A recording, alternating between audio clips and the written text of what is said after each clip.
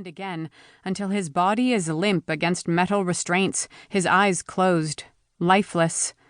And then I spy Zeus, Jackson's grandfather and the most evil being in the world, across from him, looking back at me with a calculated smile, seeing me, seeing through me, and I know with certainty the dream, the nightmare, isn't a dream at all. It's real. Somewhere, Jackson is being tortured and Zeus is there, watching, waiting for me to come for him. I shut my eyes and then reopen them, blinking to try to regain focus, to readjust to my surroundings. I'm no longer in the lab-like room from before, but instead on a leather sofa in an office. A tick, tick, tick sounds from a small clock on a desk across the room, the black chair behind the desk vacant. I stand up and my legs tremble in protest. They feel like jelly, and I wonder how long they've been unused, how long I've been here when I so desperately need to find Jackson. Jackson. My heart stops at the thought of him, the pain enough to cause my eyes to burn, but I push them away, knowing if I cry now I may never stop.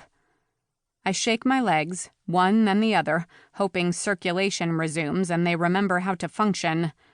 After a minute of this, I feel comfortable walking without worry of falling, and I take my time examining the room.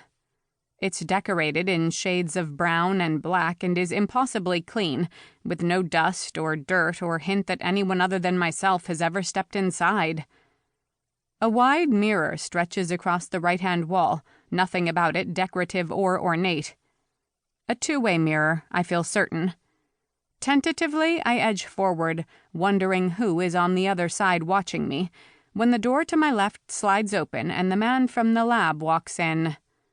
Kelvin Lancaster. I remember him from my secret talks with Earth's leaders while I was on Loge, how everyone seemed afraid of him.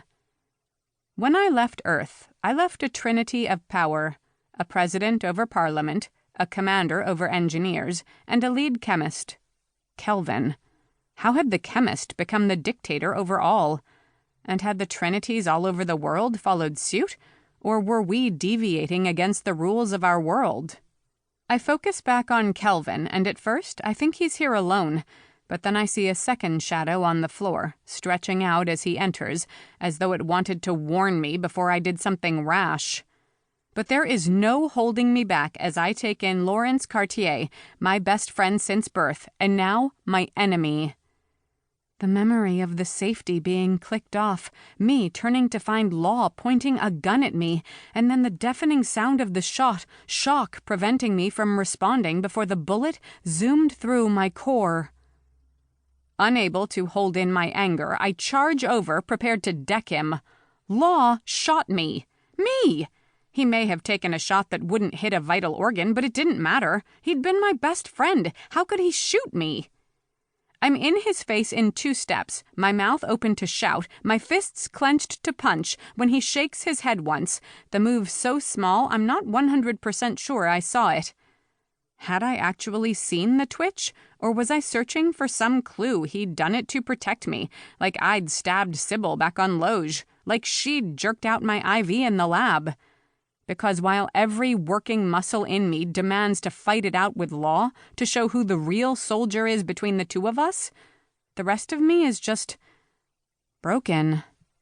My best friend shot me. Kelvin takes a step between Law and me, gently pushing me back, and I contemplate punching him instead.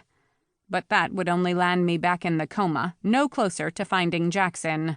"I see your medication has worn off," Kelvin says. "We will have that corrected as soon as we finish chatting. Please, have a seat." He motions to the couch as though we are friends, as though he wants to ensure I'm comfortable. His composure reminds me so much of Zeus that I'm tempted to ask if he is part ancient himself, but I suspect that would only cause me more pain in the long run, and for now, I need to gain understanding before I fight. I have no idea even who I'm up against, who the enemy is, though I'm starting to wonder if there is more than one. I glare at Law as I sit, but he seems unfazed. I want to ask if he's on medication as well, or if he turned into a sellout all on his own. "Ari,